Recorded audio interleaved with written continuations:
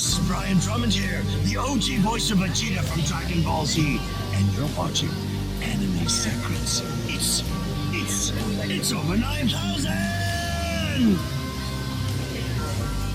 Hello, Nostalgicon, back again. Hi! Oh, hi. At the back, hi, the back. Hello? The back don't like to wave. Oh, no, we got some waves, yes. Hi. Hi. My name's Claire. Thank you so much, my friend. And I love your t-shirt. Thank you. Thank you very much for being here. Guys, have you enjoyed Nostalgicon so far? I can't hear you. It's Saturday. Have you enjoyed it? Yes. Okay. We've got half of our panel here, and then we'll be joined by the other half as we go on. Is that okay with you guys? Okay, right. Let's practice our claps. Let's just clap normally. Just normal claps. Okay, now raise it by 20%. Raise it by 50%. Let's get our first guest up here. It's Jeff Bennett. Come on, Jeff. Let's go. Whip and cheer. Don't stop. Don't stop till he sits down. Yes. And we've got the lovely Diedrich. Come on up here. Let's go. Yes, keep it going, you guys. Heck yeah. Right, I think we've got another mic over here for you. Some housekeeping. All right, welcome. We'll get Will and Gray here. I think Will and Gray will join us eventually. Guys, welcome. I think if they're not turned on, just turn them up. Like, you just put a little switch up if they're not on. Yeah, there you go. Hello, everybody. Yeah! We got it. Guys, welcome to Houston. Welcome to Nostalgicon. Thank you. Jeff is actually from Houston. I am. Yeah. It's my hometown. Hometown boy, make good. You know, How are y'all? I just learned about Buc-ee's. I didn't know what that was until What the is last it? panel. I don't know, Jeff. Explain what Buc-ee's is. Buc-ee's is, I'm not sure what Buc-ee's is either. Oh, crap. Okay, I think it's a I know what restaurant. Willie's is and all those others, but and Mickey's used to be Mickey's, but I don't know what Buc-ee's is. Okay, we're doing well for Houston. No, well done. Yeah, local knowledge. It's worth so much. I learned about Buc-ee's in the last panel. Guys, welcome to Houston and your hometown. So you do a lot of conventions. What keeps you coming back to these conventions again and again? Like, what is it you love about doing them? The people. Yeah. I mean, the people, because it's the people out there and these guys that we don't get to see as much anymore either, because we very rarely work in the same room together now in the digital age. A lot of us work from home in our little closet studios, or, if we're lucky, something better. But man, we had so many shows within the show. There was so much. We were on a show together called Monsters Inc. Yeah.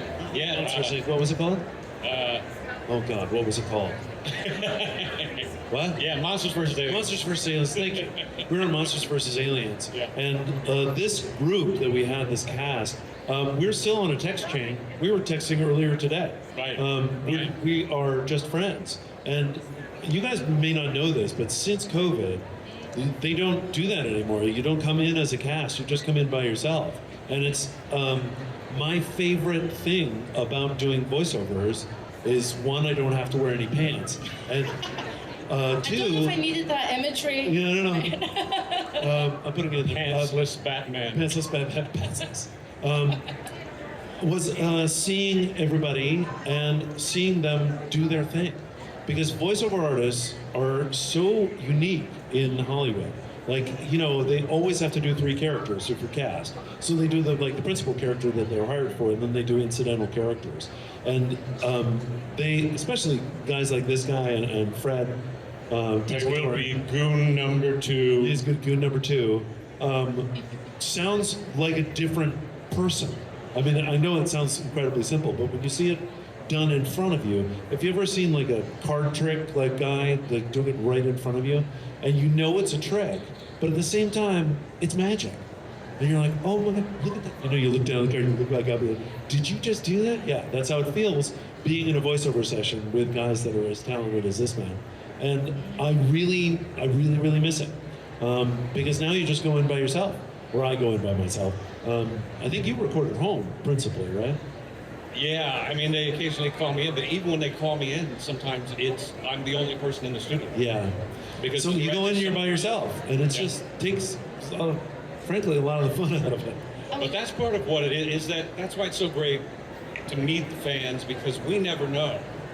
You know, I mean, it's basically a radio show with a script for us to start with. We have the director, the writers, and it's us. So, you know, once we do it, we don't know what kind of reaction the show is going to get. We don't know what people are thinking until we meet you. And it's great to meet everybody and find out that you were huge fans of this show, whatever characters, you know, that you grew to love for whatever reason. So it's really nice to meet all of you.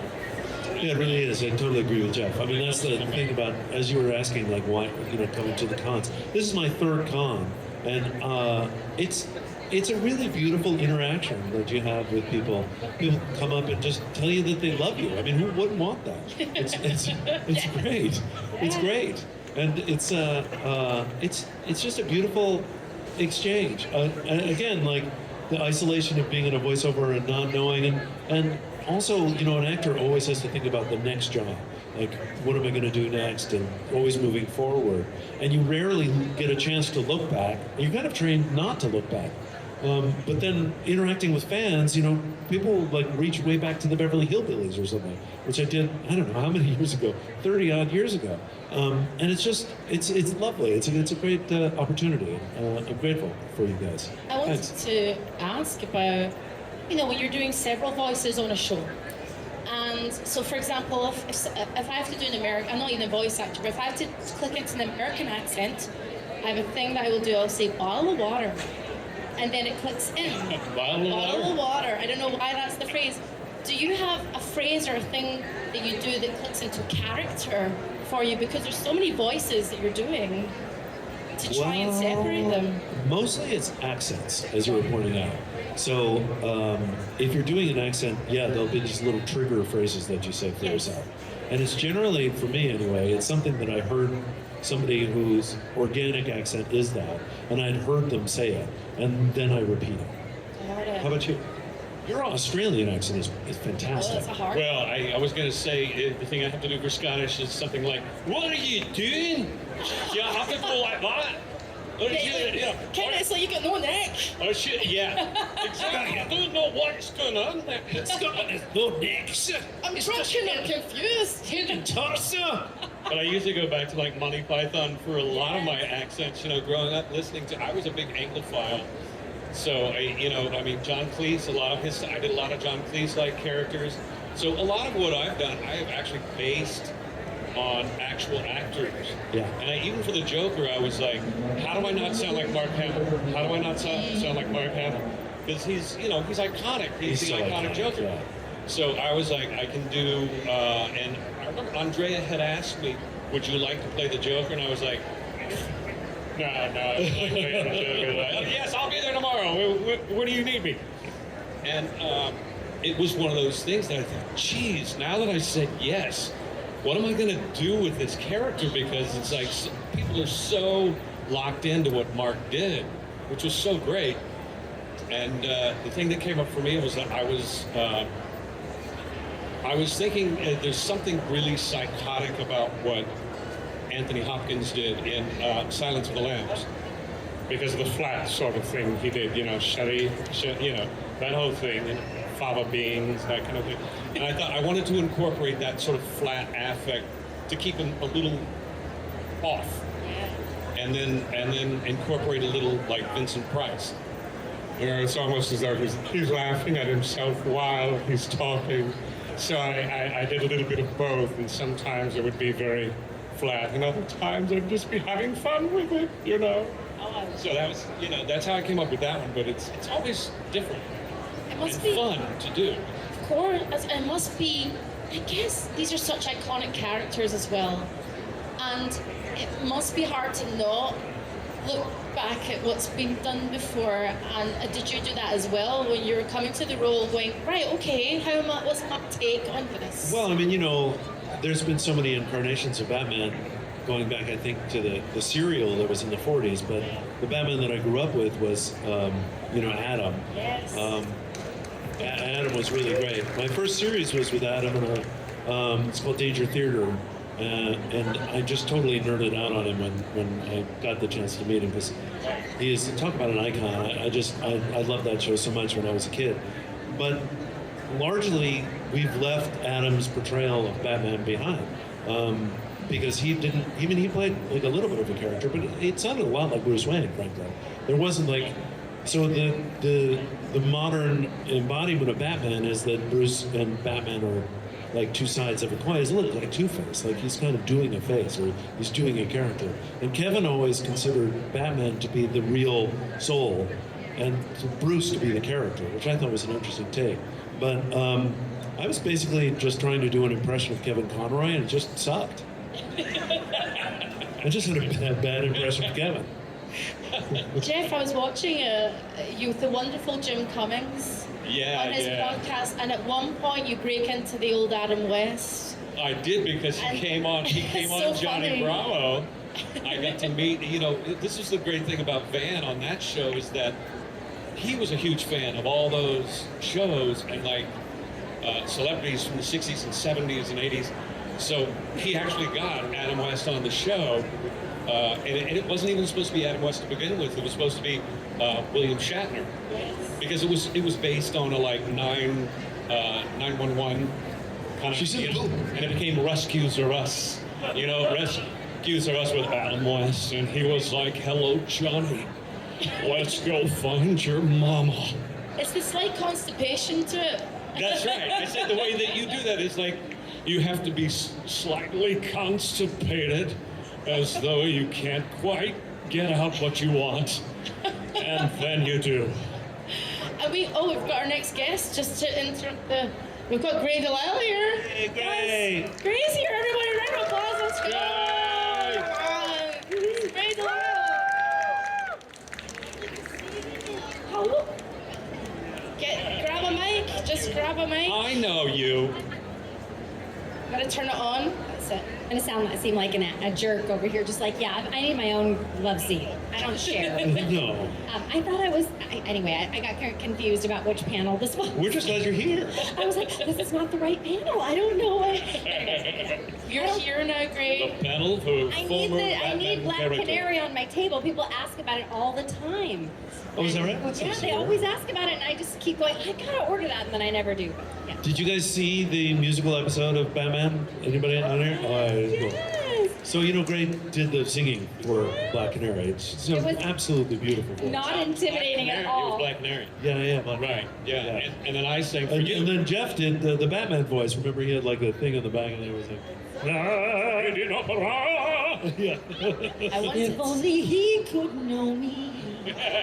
But Neil Patrick Harris walked in while I was trying to sing my parts, and I was like, oh, great, a Broadway star. That's perfect. Yeah.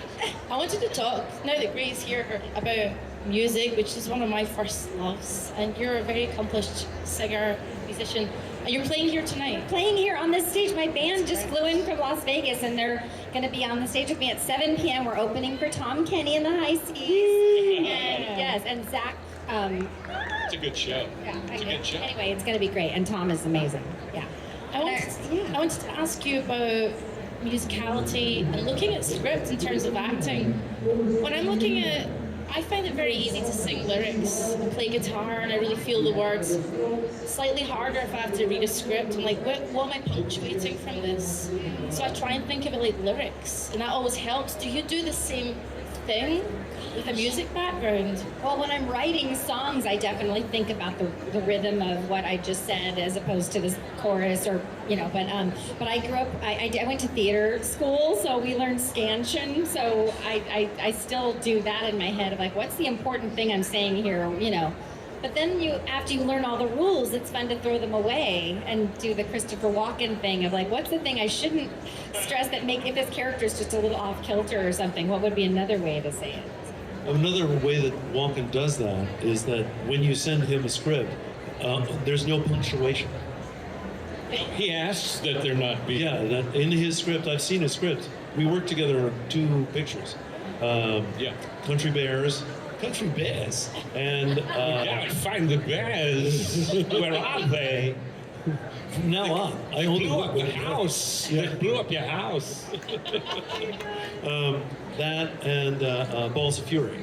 And so, yeah, I heard on Country Bears that he had eliminated his punctuation. And then I asked to see his script on Balls of Fury. Sure enough, they're totally cleansed of punctuation. It's a little like, in Roman times, they didn't have any punctuation. The letters all ran together. They're just supposed to. Jenny McSwain told me that she actually worked with him on something many years ago, and he did not want to be seen while he was working. So they had to put up a curtain. So, she's like, I guess, for some reason, he's on camera all the time, but for some reason he didn't want to be seen, so they put up a curtain, and behind the curtain, This was for a voiceover? they could just hear him talking and saying his lines behind a black curtain like the Wizard of friggin' Oz. But when I auditioned, I never honor the punctuation that they put in it.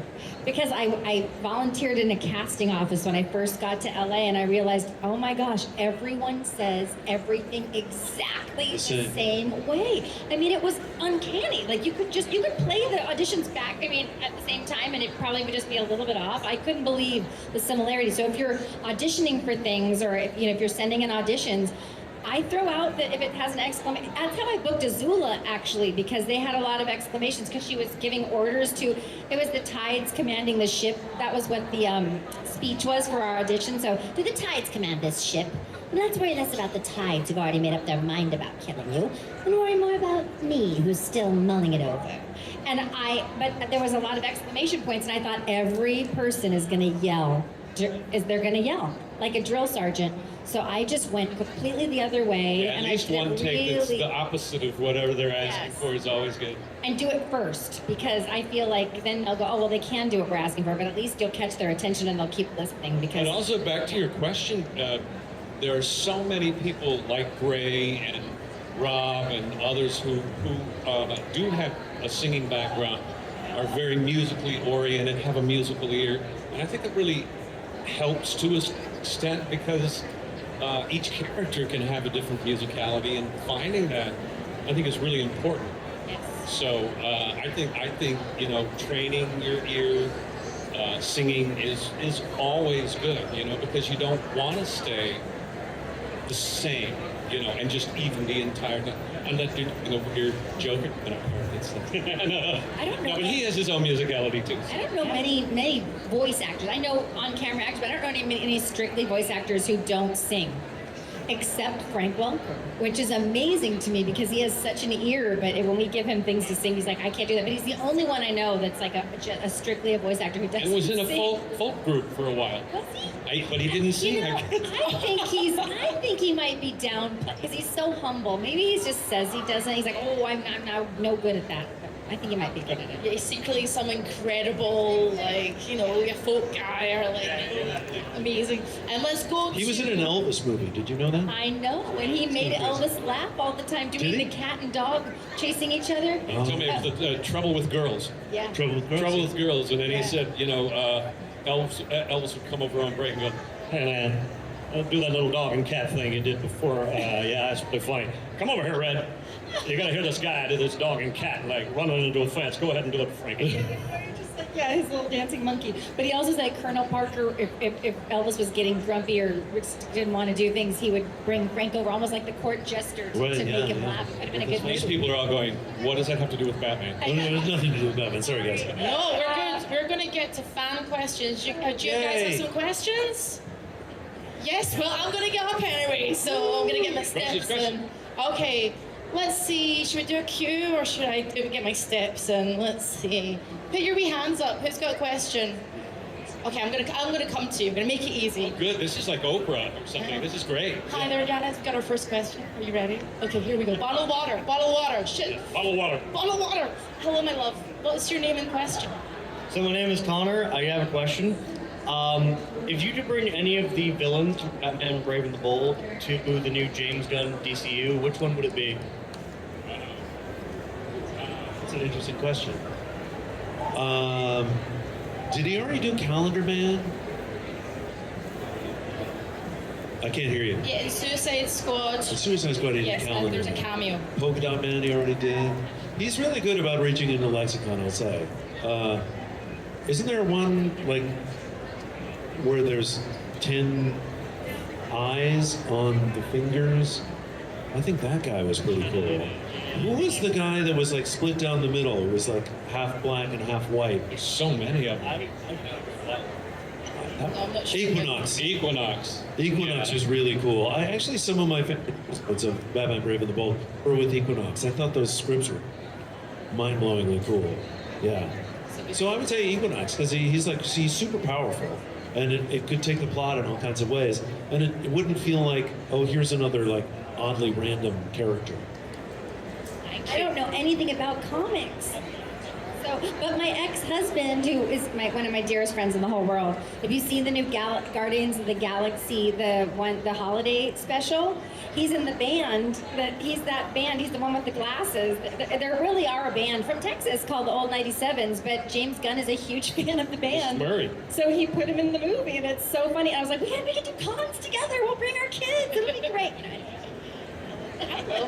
Another question here. And who else has got a question in the audience? Okay, I'm coming to you next. Hello, my love. What's your name? My name is Jay. I got a question for you two gentlemen. What's one storyline that never came to light between Batman and Joker that y'all wanted to put on the Batman Brave and the Bold show? Like, what's one fight, like, story that y'all kind of had in mind that never really... That we pitched? Yeah. Well, that doesn't generally happen in the voice world, but you know, Jeffrey and I really wanted to do an episode where it was just Batman and Joker at a con. Yeah. And we're waiting at the buffet, you know, but it's a really long line. And some kind of poison takes over. That's right. That's right. Thank Yeah. you. So no. Generally in the voiceover world, you just get the script and you just do it. It's very. Well, it's funny because you said that, and yet it was really cool that they did the Red Hood stuff, because Yeah, that Red is Hood something was that really I cool. would have pitched anyway. It's like, why not let him be the good guy? He's being the hero in this one. It's like he's not the villain. Why not do that? And then they did it anyway. So And we did that That was pretty alternate cool. universe one where the good guys were bad guys and the bad guys were good guys. That was pretty cool, I think, for everybody. Batman was still Batman, but everybody else was different. But I have a question too. What did you think of Batmite? Well, that was the great Paul Rubens was Batmite, and that was a stretch. At first, I didn't know that he existed, and I had to ask my son. My son is he's the comic book fan in our family, and he loved that his dad was Batman, like more than anything.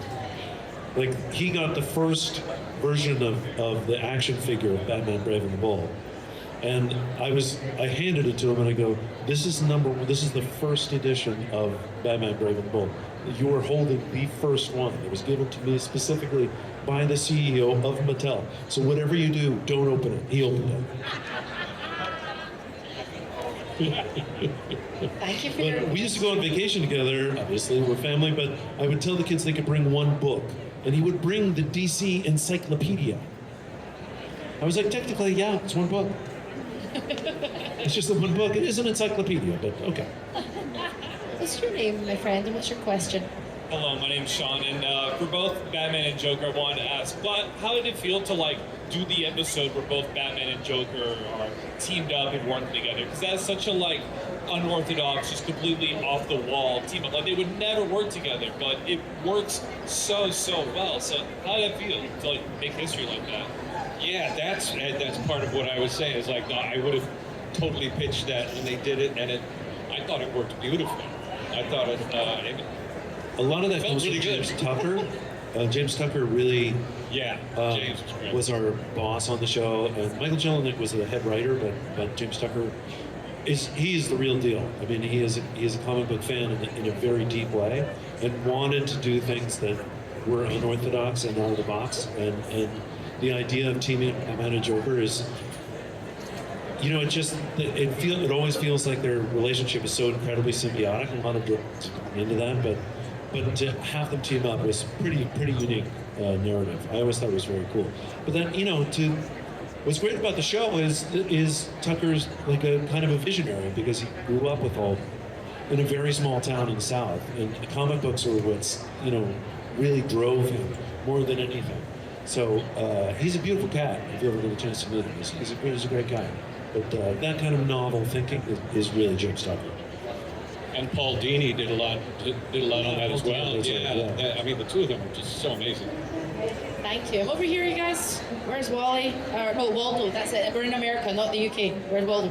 Hello, my love. What is your name? What's your question? My name is Skylar. I have a kind of controversial question. Interesting.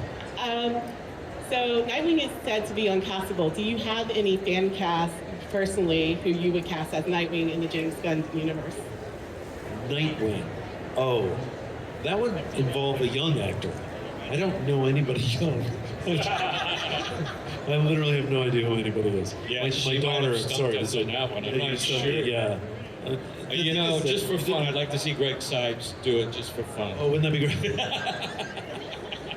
Thank you very much. Right. I'm so That'd sorry. be a whole different kind of Nightwing, man. Okay. What is your name? My name is Tyler. So my question is not Batman related because I also want to hear Gray talk. We all do. We all There's a say bird. that. Well, everyone's asking Batman and Joker see. questions. I'm like, I like Gray too. I don't know anything. So I noticed as I look at you guys, I see a bunch of different voices, and I was wondering if there's any impressions that are just niche that you have, because I feel like as a voice actor, a lot of impressions happen to like base off of other things to come up with characters. But is there like a character or someone that you base something off of? That's I'm kind of like going to ask Jeffrey in your to bag. do the security guard at Nickelodeon. Don. But that's not what any of you would know. Don was this older, sweetheart gentleman who Older always. meaning like 80 something. And yeah. we're talking. When we first started doing the shows, he was 80. I don't know what he was by the end. Even older, but he would literally lean on the arm.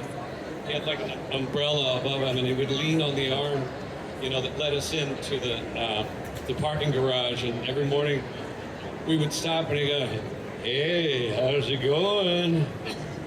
We're like, "Hey, Don, great to see you this morning." He goes, "I'll tell you what, I brought you down over there, and I got water, I got Coke, and I'm gonna let you in a minute, but first I want to tell you the news." And he would just like go on for like 2 minutes and going, "Don, I'm a little late to the show." And he go, "All right, what do you know in Turkey?" Once you do a series, you got to build in that time to park. Yeah, but I mean, he was so funny, and everybody knew him. My grandmother had a huge crush on him. I took care of my grandmother. She passed away at 94, but I would bring her with me all the time. And she's like, "It's okay, Nikita. I'm going to stay out here and talk to the nice little man. He's so cute. He's so cute." And I was like, "He's married. Stay away from him." It's like, "Well, she's not here right now. I'm here right now." Yeah, she was so cute. But I think as far as like impressions, you're saying like niche things that you're kind of known for, or People don't know you have. Like, for example, you have a voice, and maybe people haven't heard you. Like sometimes when you talk, I have so many that I've tried to get in. I remember seeing an old Eric Roberts movie, and it's this movie is called the Pope of Greenwich Village. There's Next Stop Greenwich Village, and then the Pope of Greenwich Village. And Eric Roberts plays this strange cousin to Mickey Rourke, and they're like, they're like low-level mafia dudes, and he's got this kind of thing where he talks like this all the time, and he plays it very flamboyantly, but he talks like this, and his voice breaks a lot, and he goes, "What would you do, Toulouse, huh? They took my gun. What would you do?" I put lye in his coffee, but what? Guys, we got someone Hey, infiltrating the stage. Well, But anyway, it never made it in. I think it might have made it into one cartoon, but mostly I constantly asked to do Barney Fife and John Travolta, even if the character's not right for that. Do your John Travolta. Let's hear your John Yeah, Travolta. well, he showed up a couple of times. Like on a good. couple of Nickelodeon things. I might have been Horace the Horse at one point doing that, and then the Bopperino Bop guy, in the Nickelodeon shows. I did that as well. So, all right, I swear. Gray, do you have any like? Well, I got into voiceovers from doing stand-up comedy, which I still do. If you go on Amazon, I have a thing called My First Comedy Special. If you go on YouTube, I have a thing called Thruple. It's really dirty, so don't do it with your kids. But anyway, I was at the Comedy Store. I was 18 years old, and I did an impression of Anita Baker. You know the singer Anita Baker. I love you just because. So I was going, "I'm humble just because I'm humble." humble just because I do. Anyway, but Pauly Shore's mom. Oh, you're so sweet. Pauly Shore's mother owned the club, and she was like, honey, you do great impressions, but you need to work on your jokes. Because I just go up there and go, so, do you guys like celebrities? And then I would just go into all these different impressions. I did the Wizard of Oz. I want to go home. Oh, Annie, I'm Uncle Henry. I'm frightened. I did the whole movie. And anyway, but she was like, write jokes. And maybe you should do some cartoons while you're doing that. And I was like, okay, I'll just go do that. And so I thought you just signed up for it somewhere. But it ended up working out. And I saw Pauly Shore at one of these conventions about a year ago. And he was sitting all by himself. And I thought, I'm going to tell him, your mom, you know. So I came over and I was like, I hate to be the person bothering people back there because it's like a safe zone. But I just said, your mom's the reason that I'm here. I was like, I made a whole career out of doing cartoon voices and it was because of your mom. He goes, it's my mom's birthday today. Thank you. I mean, she's passed, but he's like, thank you for coming and saying that. I feel like she, yeah. So anyway. Wait, let's ask Will. Will, do you have like a niche impression that you do? Like, it's a very like. No, you're never asked. I made a phenomenal career doing two voices, and that's all. No, but you do. I do high and I do low, and then both you and I ended up doing like nerdy Eddie Deason characters, and you do a really good Eddie Deason. I forgot Eddie. Let's do battling Eddie Deason. We always, because That's right, because Eddie Deason was always like, yeah, there's a worm. And it was like, what's happening? Yeah, so yeah. I once saw an interview of oh gosh, who's the guy that talks like that? Not Ray. Yeah. Not Ray, but yeah, the other guy. He was in the 90s, yeah. Fred Stoller. Yeah, Fred. Stoller was interviewing Stoller, Eddie Deason and saying, so Eddie, I hear you know a lot about Hitler. You know a lot about Hitler? Yeah, his father would whistle for him like a dog. True. And this was all while he was eating. He's eating while talking. So he's just spitting food everywhere? Yeah. But it comes in, the thing is like, those kind of voices, they're so perfect because you just see sort of nerdy character. It has to be the nerdiest slide character. right in, yeah. And I did something like that on Pepper Ann where I'm like, well, I mean, the nerdiest character I can think of is like Eddie Deason's voice. So I did it like that. Oh yeah, okay, Pepper Ann, I'll be there. It was like that kind He of thing. ended up taking over all of Eddie Deason stuff because you could sing and he could do everything. Because Eddie, they would try to direct him and he's like, I'll try, but it's just going to sound the same. You know, they would try to direct him, he couldn't. But, so anyway, So I only do one impression of, do you guys watch the Harry Potter series at all? Yeah. Okay, so if you remember when they go into the Ministry of Magic on the last one, and there's one guy, he's got like a crazy hairdo, and all he says is, it's Harry Potter. That's it. That's his whole line. My daughter asked me to do it all the time. It's Harry Potter. That's it. We've got one last fan question here. We've been waiting patiently. Thank you so much, my friend. What's your name and what's your question?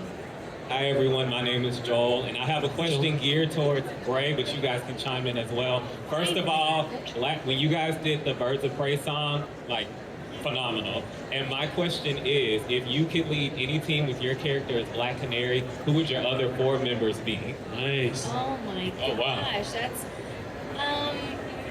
well, Batman and Thank you for including me. Two-Face and Poison Ivy.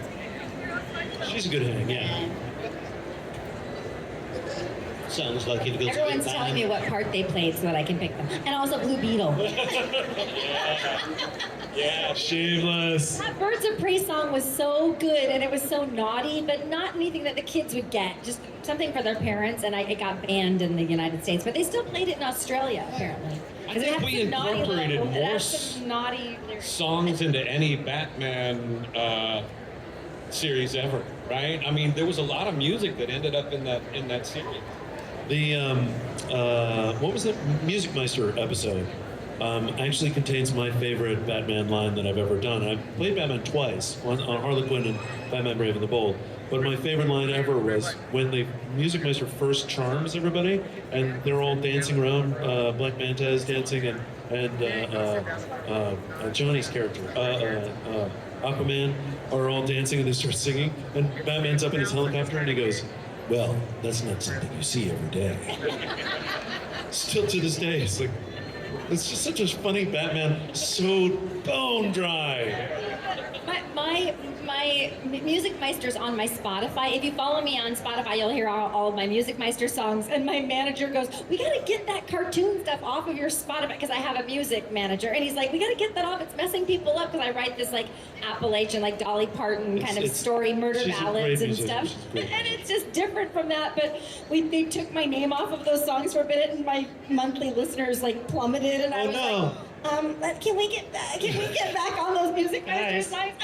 Guys, bring back the Music Meister songs. And Trap of Love too for Scooby. That was a big one too. That's on my Spotify. Follow me on Spotify. Anyway, but even though he's an evil overlord, but I'm trying to get on other. I'm not Can you on believe other we have things. Daphne up here? Well, jeepers, she's out there solving mysteries all day, so she can't come right now. My daughter's favorite Daphne, when we first started watching, she would call it a Daphne, not Daphne. My kids call it Daphne. Yeah, there's 3 syllables. Yeah. Yes.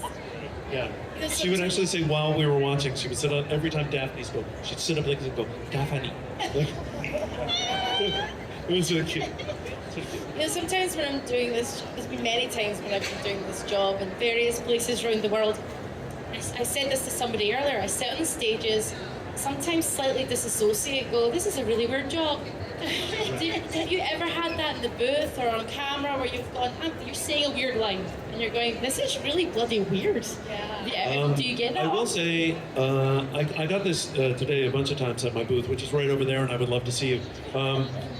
There's an episode which was in Batman Brave and the Bold was tonally incredibly different, which was in the chill of the night, and when Batman confronts his parents' killer, Joe Chill, and it was interesting because my mentor when I went to North Carolina School of the Arts was this guy named Yuri Belov, and he always said that you'll know when you cross over, and the crossover is when your character's thinking process takes over your brain, and you start thinking like the character.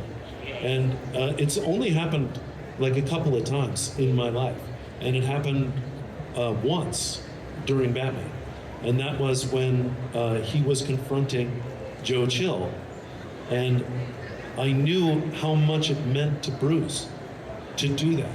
That moment meant everything to him, and I did it, and I realized how powerful it was to this guy's life. And I started crying. I started crying in the session. And I was like, everybody else is, because you remember Brave and the Bold, we had a good time. It was like just a hang. So everybody else is kind of joking, and I'm sitting in the corner because I was at the end of the horseshoe, like really seriously crying. And I thought to myself, this is a strange way to make a living.